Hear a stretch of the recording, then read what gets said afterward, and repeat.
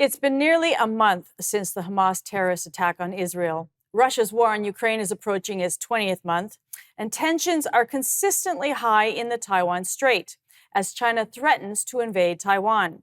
All of this while Canada grapples with a growing diplomatic crisis with India. With the world and Canada in geopolitical turmoil, there are concerns over how these issues will impact the Canadian economy and Canadian businesses. Joining us now to discuss how our current geopolitical situation will impact Canadian commerce is Thomas Caldwell, Chair of Caldwell Securities Ltd. Mr. Caldwell, Good. thank you very much for joining us today on Forum Daily. Thank you for having me. So, what are the ramifications of the geopolitical situation we are now facing for businesses?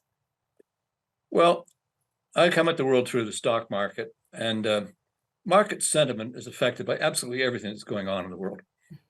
Clearly, the task of terrorists is to do something totally outrageous, which they have done, to elicit an inordinate response.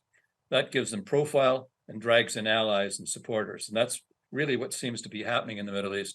The most important thing is to keep the thing contained. I think the American presence there is reminding Hezbollah in the north to just lay low and don't get involved in this mess. So it's going to be very, very difficult. And, listen, you have to look at both sides. The Palestinians have had a very, very rough time over the years, but nothing justifies what, in fact, they did. So you have that going. The Ukraine, you're getting to stalemate there. When you get to stalemate, it's usually time to talk. Ariel Sharon had a great line years ago. He said, sooner or later, you got to talk to your enemies. I think China will lay low as far as, the Taiwan Straits for the time being. Canada is we're not a factor on the world stage at all. I mean, our big problems in our economy is we're seen as investment hostile. It's very difficult to get anything done in Canada. Big projects like the Ring of Fire, the Trans Mountain, major companies just stay away from Canada. And you can see the separation in our economic performance and that of the United States. We're going down. We're not keeping up, and we need a change of thinking, regime, policies, and basically some policies that will affect the economy and encourage business.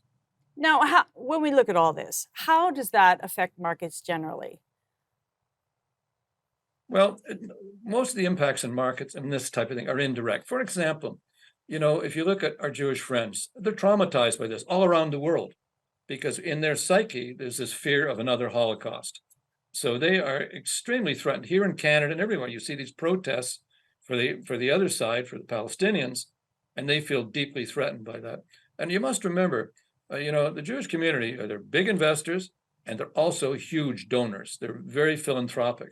So it does have a muting effect because of this fear, this anxiety, this effect on the psyche of our Jewish friends. So there's a big problem here, and that does affect the market indirectly. So, what about the potential of a recession? Well, we always have that. And remember, you got to separate Canada from the United States. We have been going on cruise control with a focus on vote-getting issues and climate change. I was joking about Toronto. The city council has made a decision in Toronto. It's bikes or business. They chose bikes because it impacts not only big business and people coming downtown, but small businesses. So we've had policies that have been fairly hostile to the economy. So the Canadian economy is going to have a recession. Make no mistake about that. And it could even be worse. And again, my world is the downtown core.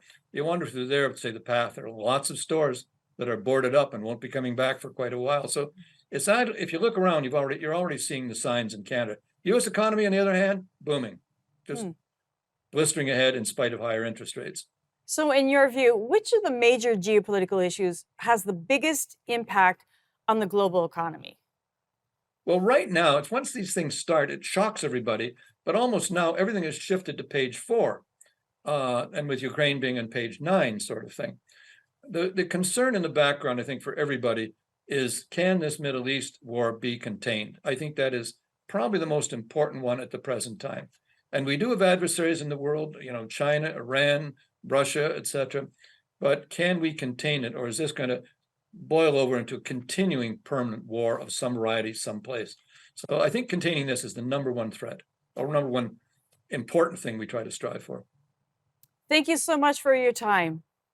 Thank you, Julie. Have a great day. You too.